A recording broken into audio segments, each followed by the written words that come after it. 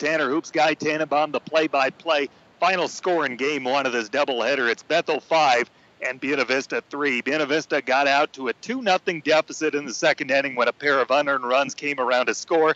That score held until the seventh inning. Bethel added 3 more.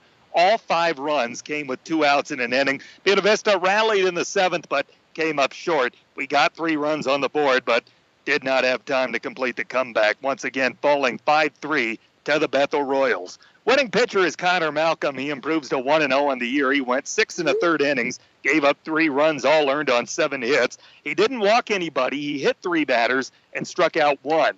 The loss is going to go to Tate Holmes. He went 6 2/3, gave up 4 runs, 2 earned on 5 hits. He walked 4, struck out 1, and hit a batter. Jake Marsh ends up pitching the final 2/3 of an inning for Bethel. He gave up 1 hit in that time, but was able to stop the damage. Gage Smart pitched a third of an inning of relief for Buena Vista, gave up an earned run on 2 hits.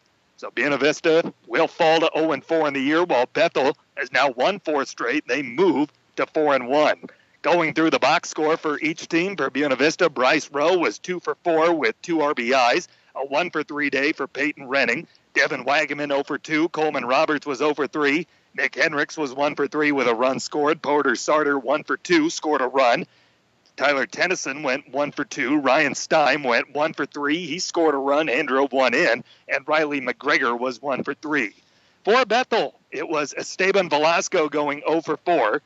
Brandon Meyer went 2 for 4 with 2 RBIs. Mitch Butvilas went 1 for 3 with a run scored. Austin Ladine was 1 for 2 with a run scored. Joey Fredrickson 1 for 3, a run driven in, and a run scored. Sam Horner was 1 for 4 with 2 RBI. Then it was John Leach going 1 for 3. Michael Wessner was 1 for 2 with a run scored, and Jake Schubert went 0 for 3.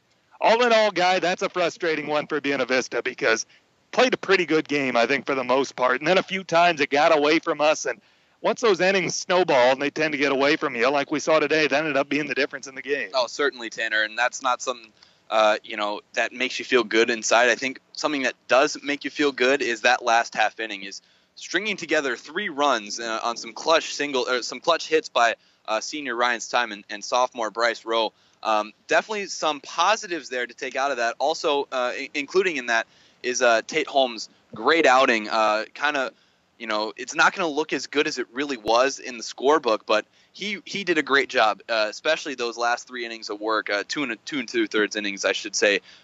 Working quick, working aggressive, and I think if you're Tate, that's something you're going to look for going forward, and you're going to take a lot of positives from this heading into game 2. But I think the biggest takeaway is the offense has finally started to show up. It wasn't there, flat out. It wasn't there, hitting under 200 in 3 games against Wash U in St. Louis. But today, really showing through, especially in the 7th inning, stringing together a couple of hits there in the 3rd, and I definitely think that the BV hitters are more relaxed now. They finally get those hits underway. They know they can do it, even against a tough Bethel pitching staff, and the defense played great. So definitely some positives going into what is looking to be an exciting game too. Yeah, we hope that Buena Vista is able to come back and salvage at least a series split and try to get our first win of the season. It's got to be frustrating for those guys, but I know they still believe that there is all the talent in the world with this team, and they can really put something together and have a special season. You got to believe that all the talent's there. Oh, absolutely. The talent is certainly there. And,